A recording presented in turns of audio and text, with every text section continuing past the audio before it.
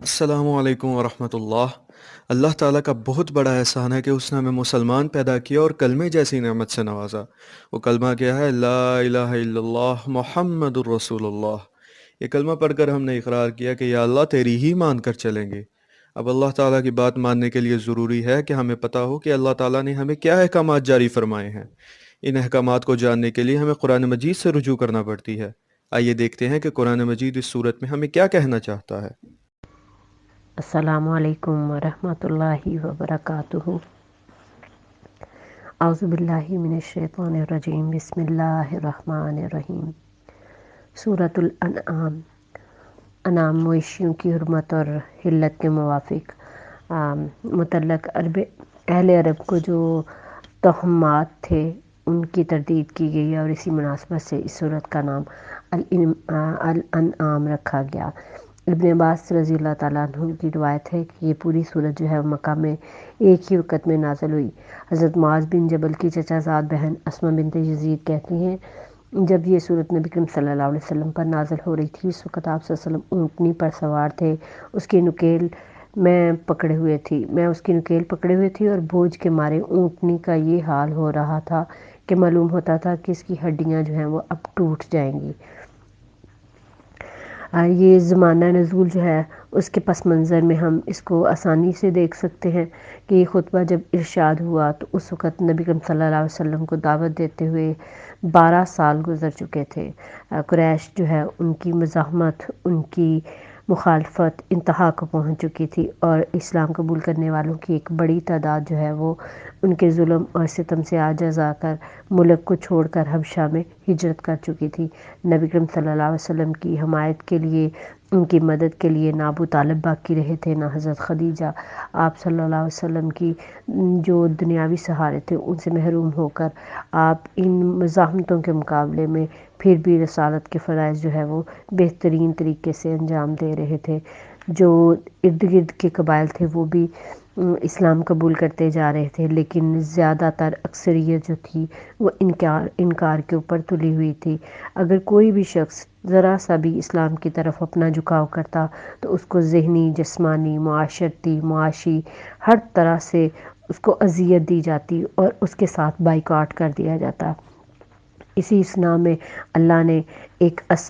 سبب پیدا کیا کہ اوس اور خزرج کے کچھ بااثر لوگ جو تھے وہ نبی کریم صلی اللہ علیہ وسلم کے ہاتھوں کے اوپر بیعت کر لی انہوں نے، اور پھر اسلام پھیلنا شروع ہو گیا۔ بظاہر یہ ایک چھوٹی سی جماعت تھی جس کی کوئی حیثیت نہیں تھی، لیکن دیکھتے ہی دیکھتے اللہ تعالیٰ نے ان کو ہر طرف پھیلا دیا۔ جس طرح درخت جو ہے اس کی جڑیں جو ہے زمین میں پھیل جاتی ہیں، اسی طرح اللہ نے اسلام کو ہر طرف پھیلا دیا۔ اس میں مختلف حصوں میں اس کو تقسیم کر لیں تو ہمارے لیے آسانی ہوگی۔ اس میں پہلی چیز جو تھی وہ شرک کا رد تھا اور عقیدہ توحید کی طرف دعوت تھی۔ عقیدہ آخرت کی تبلیغ تھی اور ان کے غلط خیال کی تردید تھی۔ ان کا خیال تھا کہ جو کچھ زندگی ہے بس یہی ہے، اس کے بعد کوئی بھی دوبارہ زندہ نہیں کیا جائے گا، اور ان کی اس خیال کی تردید کر دی گئی اور جاہلیت کے جو توہمات تھے ان کی تردید کی گئی۔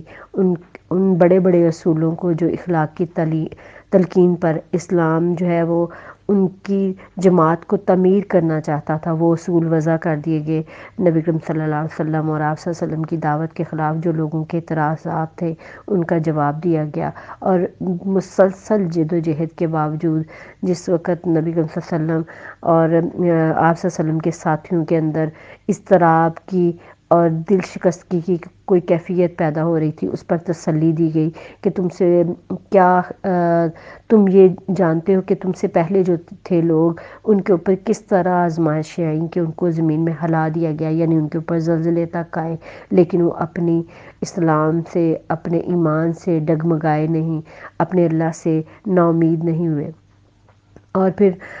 جو منکرین تھے اور مخالف تھے ان کو ان کی غفلت پر اور تنبیہ کی گئی اور ان کو نصیحت کی گئی۔ پھر الگ الگ طریقے سے جو ہے وہ ان کو بیان کر دیا گیا کہ جو بھی نبی کریم صلی اللہ علیہ وسلم کی مکی زندگی پر نگاہ ڈالے گا تو وہ اس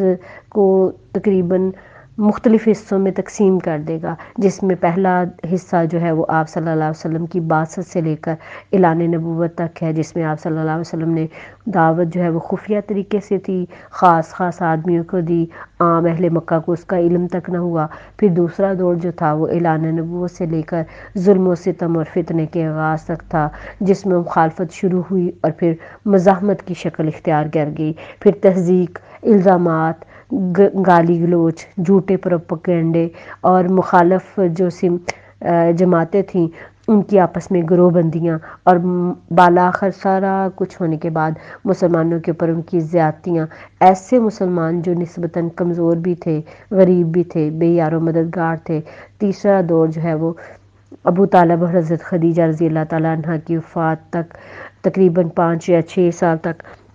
اس میں انتہائی مخالفت اختیار کی گئی، اور مسلمان کفار کے ظلم سے تنگ آ کر حبشہ کی طرف ہجرت کر گئے، اور آپ صلی اللہ علیہ وسلم کے اور آپ کے خاندان اور کچھ مسلمان جو ہیں ان کا معاشی اور معاشرتی طور پر بائیکاٹ کر دیا گیا، اور آپ صلی اللہ علیہ وسلم کو اپنے حامیوں اور ساتھیوں کے سمیت شیب ابی طالب میں محصور کر دیا گیا، اور یہ ایک انتہائی پر آزمائش دور تھا۔ اور چوتھا دور جو تھا وہ نبی کریم صلی اللہ علیہ وسلم اور اپنی آپ صلی اللہ علیہ وسلم کے ساتھیوں کے لیے انتہائی سختی اور مصیبت کا تھا کہ مکے کے لوگوں نے آپ کی زندگی دوبار کر دی، طائف گئے، وہاں بھی آپ صلی اللہ علیہ وسلم کو پناہ نہ ملی، حج کے موقع پر عرب کے ایک ایک قبیلے سے آپ صلی اللہ علیہ وسلم اپیل کرتے رہے کہ وہ آپ صلی اللہ علیہ وسلم کی دعوت کو قبول کریں، آپ کا ساتھ دیں، مگر ہر طرف سے انکار ہی ملتا، اور ادھر اہل مکہ بار بار یہ مشورے کرتے یا تو آپ کو قتل کر دیں نعوذ باللہ من ذالک، یا قید کر دیں، یا اپنی بستی سے نکال باہر کریں۔ آخر کار اللہ کے فضل سے انسان کے دل میں اللہ نے اسلام کے لیے جو ان کے سینے تھے ان کو کھول دیا، اور ان کی دعوت پر آپ صلی اللہ علیہ وسلم نے حضرت ابوبکر رضی اللہ تعالیٰ عنہ کے ساتھ مدینہ کی طرف ہجرت فرمائی۔ سبحان ربک رب العزت عما یصفون وسلام علی المرسلین والحمد للہ رب العالمین۔